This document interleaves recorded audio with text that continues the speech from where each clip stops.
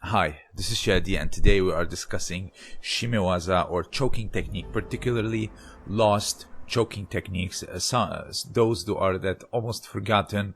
And also we're gonna do another thing, is that go through some of the principles behind chokes and find out chokes, very popular chokes that we don't call in Japanese, and particularly name them. So what we're gonna do, of course, is gonna talk about some of the lesser known chokes and just talk about them in general, wonder why they are not in competition, and also go through some of the unofficial names of chokes that are found in Mikunsuke Kawaishi's book, My Method of Judo, because a lot of the either throws, chokes, or submissions, they have been given multiple names to differentiate between variations. For example, Sukuinage and Teguruma is one of the most popular ones. So there is a lot for choking, and particularly we're going to do that at the end. And of course, discuss the forgotten chokes, some that are easily accessible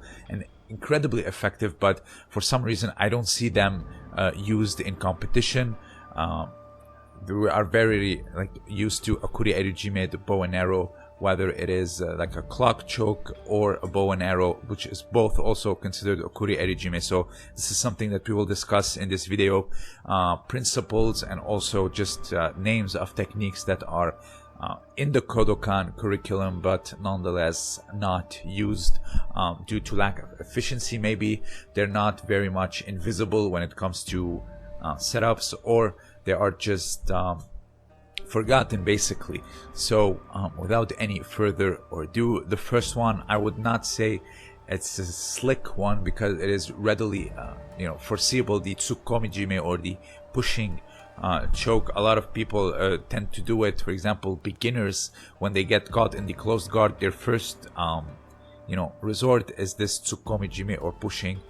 Some people who are with very long hands, they can do this. They just push the lapel and choke you with it. It's not like a sliding collars choke. It's different. You are just punching down and having the lapel do the choking. You are basically squeezing or reducing the surface, and that's how it's being done. You are not sliding it like, say, a clock choke or a bow and arrow. There's also a very cool variation which is called the necktie variation. We'll get to the Peruvian necktie in a bit, but this one here, you are still pushing Tsukumijimi. The next one, incredibly invisible and incredibly effective. I use it in Newaza all the time. Ryotejimi. I barely see it in competition. Barely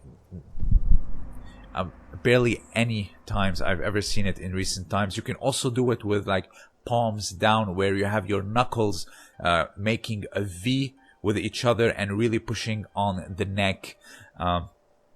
You can do it with a very invisible setup from Mount Hicks and Gracie. Calls it the Nutcracker, I believe. You can do it like this, but it is illegal to scissor the head. So you can do this without crossing your legs, just like this. For example, someone's doing a stack double underhook pass. You can easily do this, but do not cross the legs. The next one is Katatejimi. Now, Katatejimi is a very versatile choke. It has multiple variations.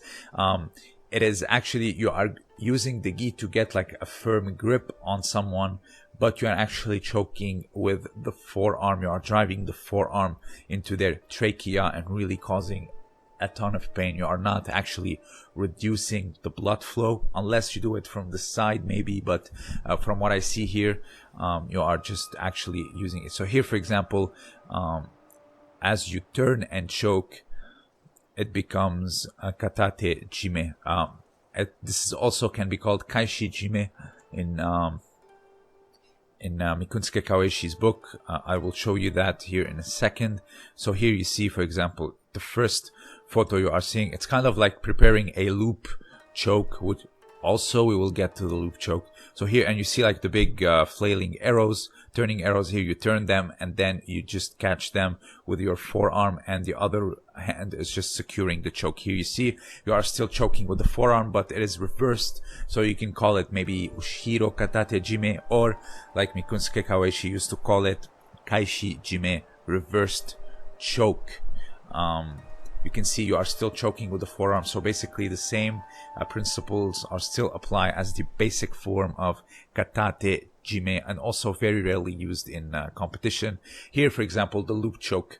The loop choke, you are actually turning, mounting, and sliding the collar on the neck and reducing the blood flow, different than Tsukumijimi or Katatejimi, where you are pushing your fist or your forearm towards them. Here you see you are sliding the collar around their neck and reducing the blood flow. It's not painful, but you can immediately start to feel lightheaded. This is what we now call loop choke. This is still being used in competition. If you go to Grappler Kingdom's highlights, you can see he did like the 2019 chokes, and he showed a few examples actually being done of the loop chokes going into mount, and which is all Okuri Erijime, sliding collar choke.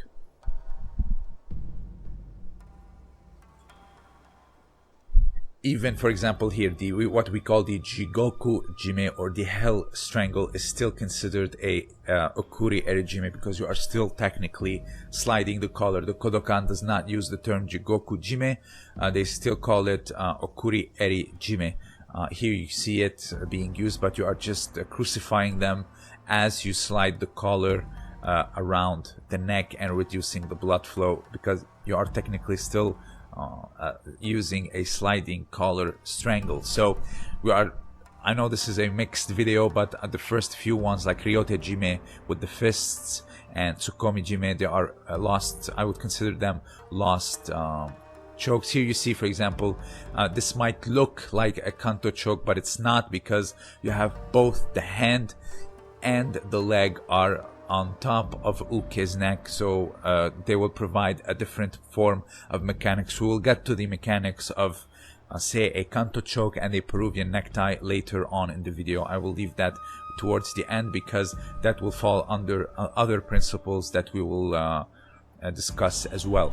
So here you see you have the sliding collar hand, that's the hand that's sliding the collar on the neck on top, and also the leg that's on top. So you are not doing technically a Kanto choke or a Peruvian necktie, which is like with both legs and you are just pushing down. So speaking of, Peruvian neckties and Kanto chokes, I will discuss the final principle, which is the principle of Hasami Jime, or scissor strangulation. So you have to use your hand and your leg as scissors, and you can just strangle. Here, for example, Kyuzo Mifune is using what is called, like here, for example, with the leg and the hand. Before he used like a reversed Sode Guruma Jime or Ezekiel as a scissors hand. Here you see in the Kodokan film of Shime Waza, this is considered Hadaka Jime, because it is technically also a naked choke. You are not using the gi,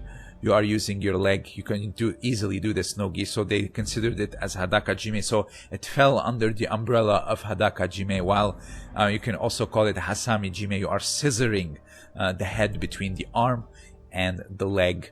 So the same principle can be applied for Kanto choke and Peruvian necktie, so we will check it out. But here you see, for example, the Kodokan uses umbrella terms rather than specific techniques for all the variation. Here, let's see Flavio Kanto. Here you see the hand is under the neck and you have the leg that's over the neck, so he's scissoring. So it is technically a Hasami Jime, as you saw in the photo and the book of My Method of Judo. So here you see he got tap, one of the greatest. Here you see same principle can be applied for the Peruvian necktie. You have one hand underneath the neck while the other is used to pin the neck down, creating a scissor.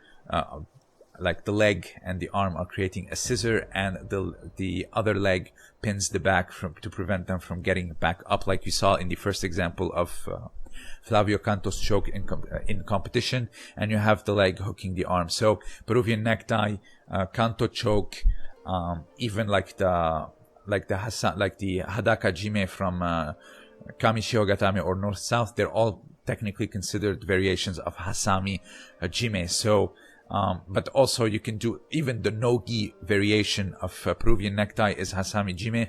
You are still scissoring. You can call it Hadaka Hasami Jime or naked scissor strangle. So Here we are seeing both old techniques that rarely used, like we saw in the early video, and also here you are witnessing the concept of the scissor strangulation, which really makes us understand a lot of the chokes that are happening today, that we have very formal names for them, not according to their principle, like Kanto choke and Peruvian necktie.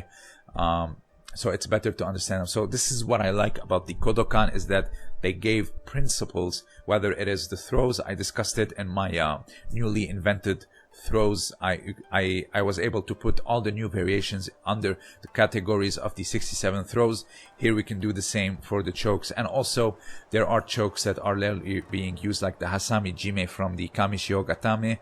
You have the Katatejimi, which is one of my favorite, like you punch in with both fists, creating a V with your fists that can really choke someone rather quickly, and also in a very invisible fashion, as you see here in front of you. So if you have anything else to add, let me know down below. Also, consider supporting me on Patreon.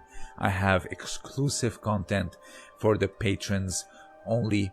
I'm releasing a video once a week for the patrons from now on. And also, don't forget to check out, oh, just forgot, here for example you see the Tawara Jime, which is also a variation of Katatejimi. So if you have anything else to add, let me know down below. Don't forget to check out Josh Simon's shop for historical t-shirts and historical articles. This was Shadi, and thank you for listening.